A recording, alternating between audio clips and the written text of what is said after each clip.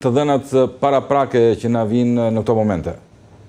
Përshëndetje Andi, një ngjarje shumë e rëndë ka ndodhur para pak minutash në lagjen numër 14 në qytetin e Korçës, ku është ekzekutuar me armë zjarri 20 vjeçar identifikuar si shtetasi Johan Zuko, pjesë e forcave të armatosura të Shqipërisë. Ngjarja e rëndë ka ndodhur në lagjen numër 14 në qytetin e Korçës, në disa rrugica, në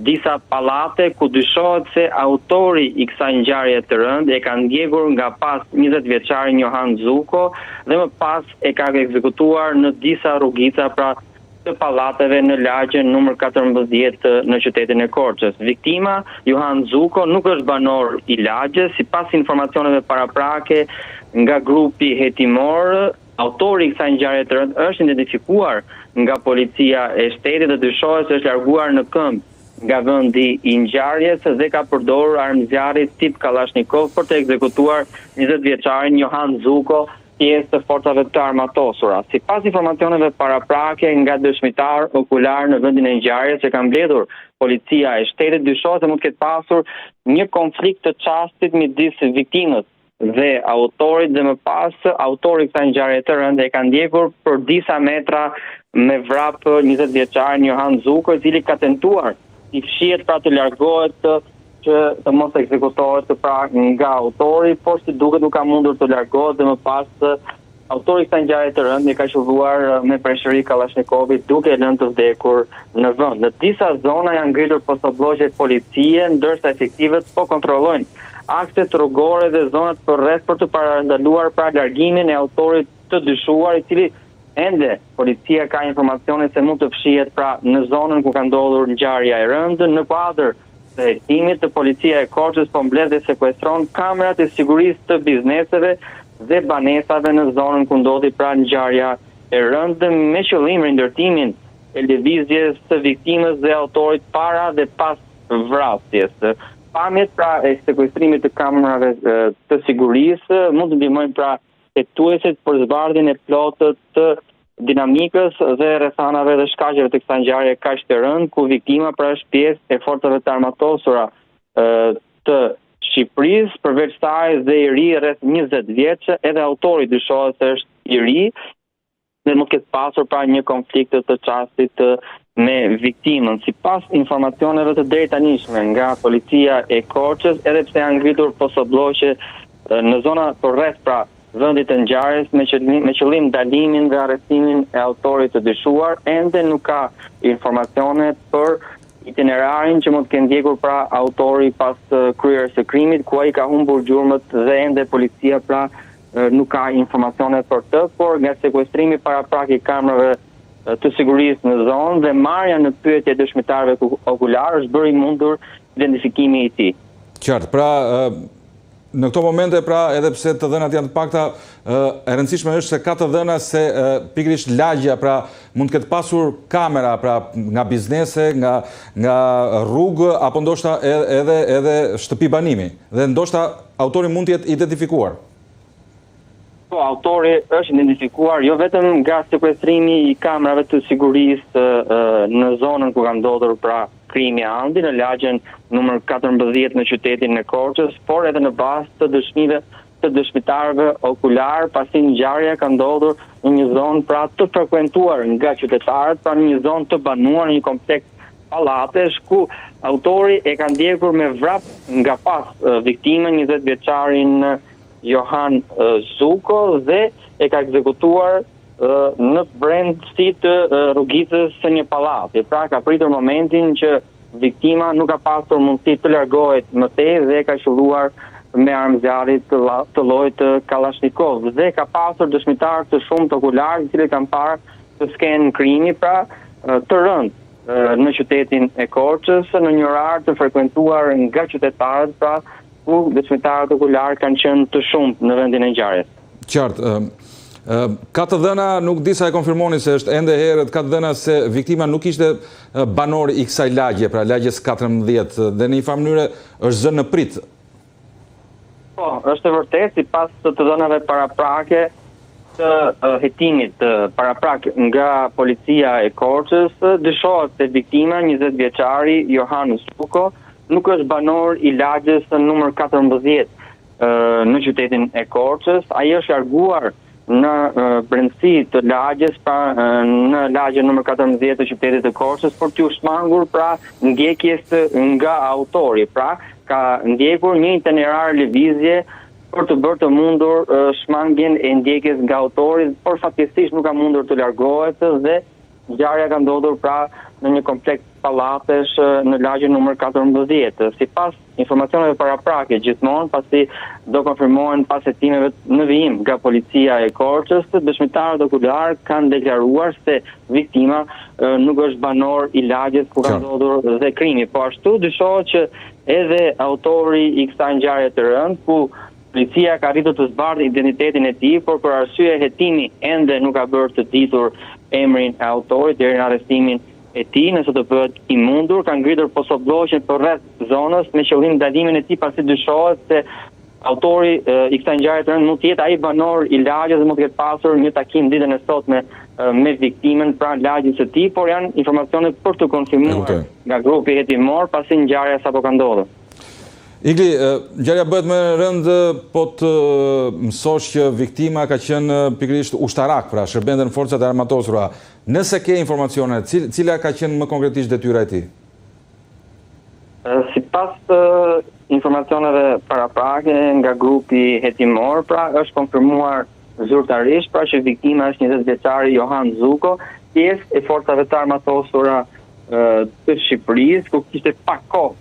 që kishte nisur punën e tij në forcat e armatosura të Shqipërisë, por ende nuk dihet pra pozicioni i saktë i punës që ka pasur pra në forcat e armatosura të vendit tonë, por policia ka konfirmuar faktin që ai ishte pjesë e forcave të armatosura kohët e fundit dhe ishte punësuar aty për të shërbyer pra vendit, por siç duket të dita e sotme ka qenë tragjike ku një konflikt me një person tjetër i solli dhe humbjen e jetës nga një ngjarje shumë e rëndë, pra një atentat mes një zone të banuar në lagjen numër 14 në qytetin e Korçës, ka sjellë dhe panik e banorët, të cilët kanë qenë të parët, ato që kanë lajmëruar policinë e shtetit lidhur me ngjarjen e rëndë. Edhe pse policia ka mbërritur menjëherë në vendin e ngjarjes, ka qenë e vështirë pra hetimi i shpejti i ngjarjes dhe identifikimi i shpejti i autorit për ta ndaluar dhe për ta arrestuar, ku ky i fundit është larguar në drejtim të paditur. Kemi ndonjë të dhënë për të kaluarën e viktimës, edhe pse shumë i ri, pra 20 vjeç?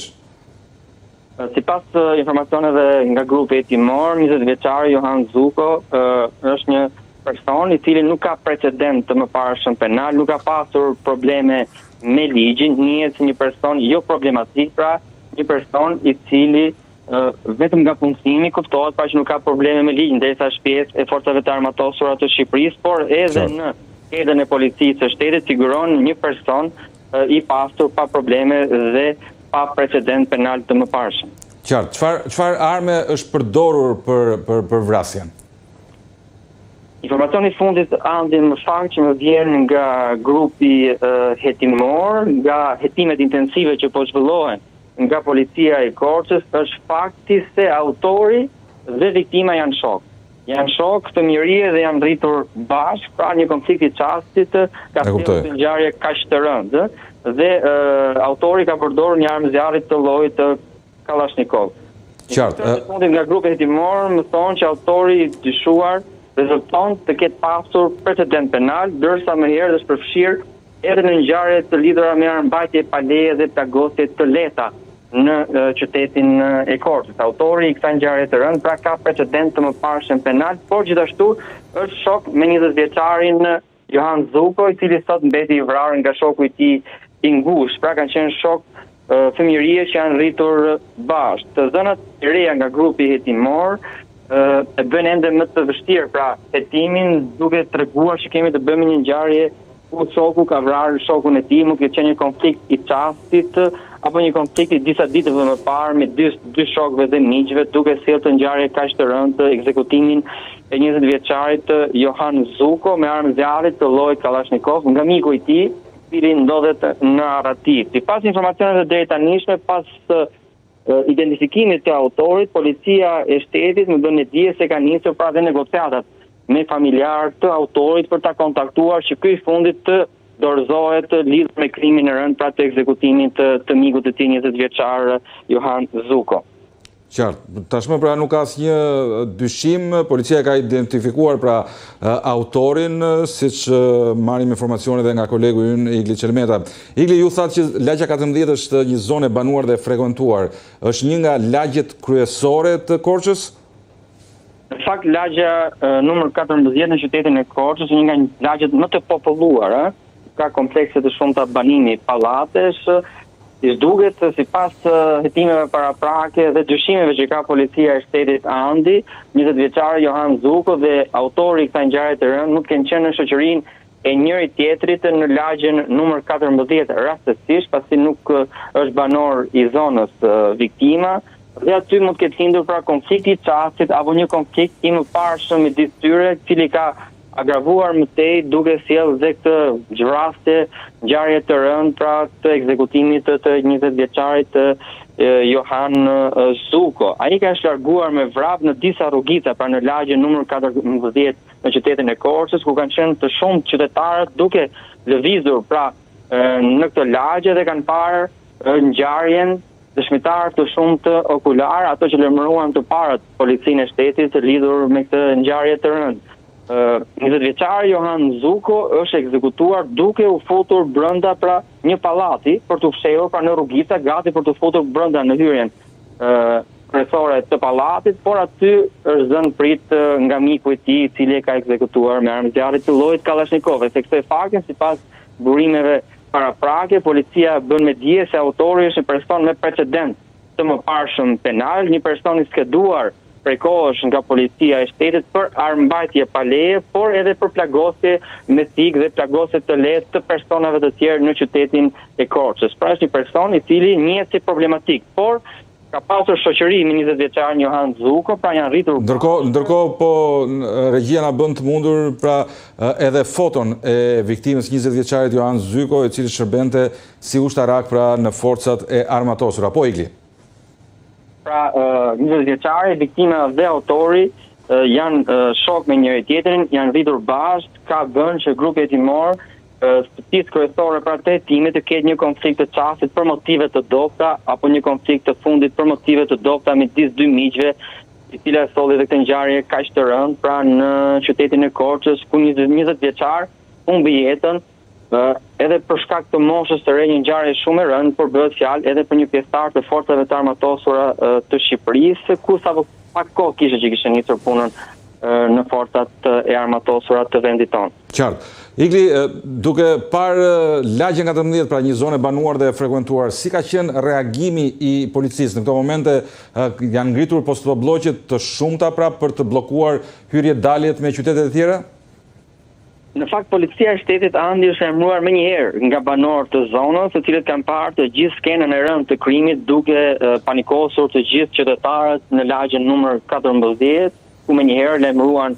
policinë e shtetit, ku kanë bërritur dhe patrulla e parë në vendin e ngjarjes, por deri në identifikimin e autorit pas sekuestrimit dhe këqyrjes të disa pamjeve filmike, marrjes në pyetje të dëshmitarëve okular për identifikimin e autorit dhe çfarë kishte ndodhur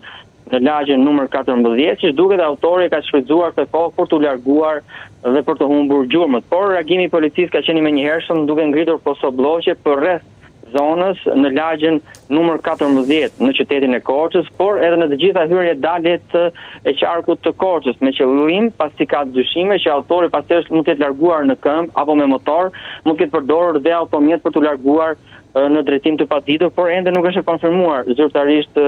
nga grupi hetimor pasi ngjarja sapo ka ndodhur, edhe pse policia ka identitetin e autorit dhe është vënë në ndjekje të tij, ende nuk ka informacion se çfarë itinerari mund të ketë ndjekur ai për të larguar nga vendi i ngjarjes. Edhe pse janë ngritur postobllogje të shumta, ende autori nuk është arrestuar. Policia paraprakisht si fokus ka komunikimin me familjarë të autorit për ta bindur, për ta kontaktuar që ky i fundit të dhe dorëzohet në polici lidhur me krimin. Mirë, Igli Çelmeta, të falenderoj për këtë ndërhyrje në fleshin informativ të A2 CNN.